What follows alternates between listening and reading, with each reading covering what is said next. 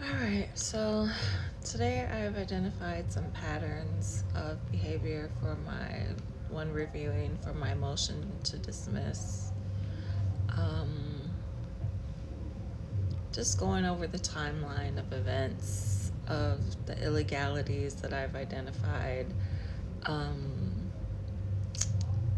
Resigning, having the resignation acknowledged by the IT director, um, and the HR director and my personal HR representative and my immediate supervisor, asking them in the same email if my phone numbers were used in any cases, and them saying no.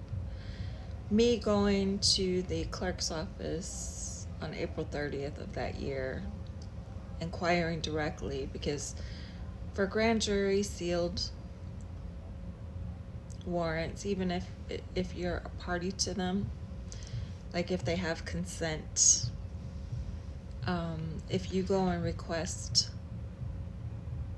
documentation as a party to it, you would be able to see it as a consensual party. So I went down to the clerk's office with my ID and made an inquiry, and it was came back nil, no results found. And beyond that, I have records from AT&T and Xfinity showing the wiretap was active on my line. I have records showing the IMEI and that it belonged to a Samsung device when I was using an Apple device. I have information from Apple showing that my line was using an Apple 15. I was using an 11. Also using an Apple Watch, and messages were also sent from an iPad, which I also didn't use on my account. I have records showing that someone named Antonio Rivera used my line 219-617-4323 to send an Uber for someone, and I have a video of them being picked up in an Uber car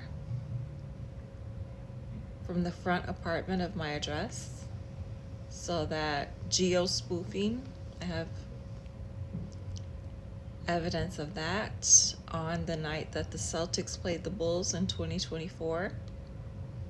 So it relates to a case that I did not permit my information to be used in, and I made no contacts, neither on social media or through my phone lines, to any players or anyone, and I did not permit my lines to be used by anyone else to make any such messages pretending to be me or any friends of mine. In fact, I had no friends at the time.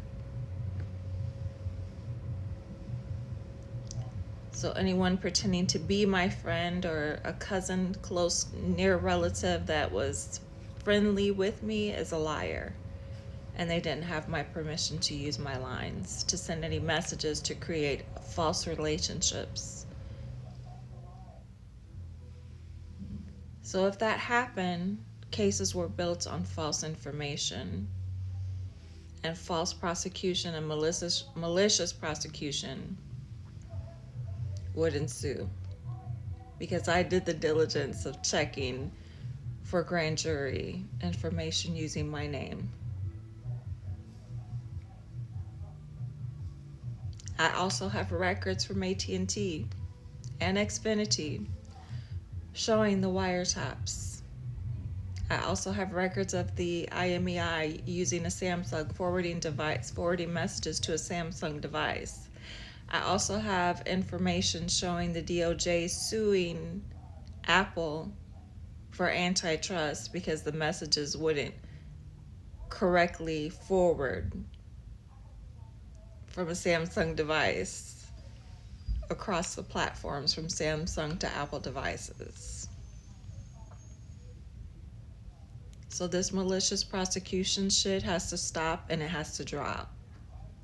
And you're going to have to start rolling on one another. Because Kermit Brown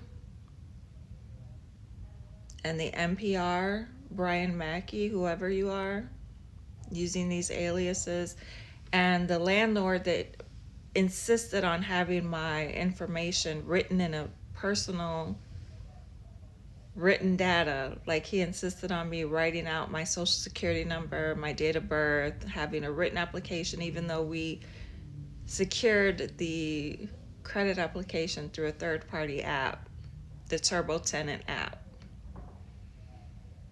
And my former landlord requested and they required me to fill out that application so that he can have it in case I didn't pay the rent. And we used shared Wi-Fi. So device spoofing was made possible by him, by that shared access point in Whiting, Indiana. So, if we want to continue down this destructive path, self-destruction, you're heading for self-destruction. Self-destruction. In the words of MC Lyte and all the former hip-hop icons, I would take heed and stop what you're doing now. Admit what you've done is wrong. Admit that you illegally tapped my line. You did not have my permission. I will be going forward, and I will triumph. How many people are going to come after me and trample on you? I'm not sure. Whether or not it'll be a stampede the likes of which Mufasa didn't survive, I'm not sure. You let me know how you want to proceed, though. But I would proceed with caution. Northern District of Illinois.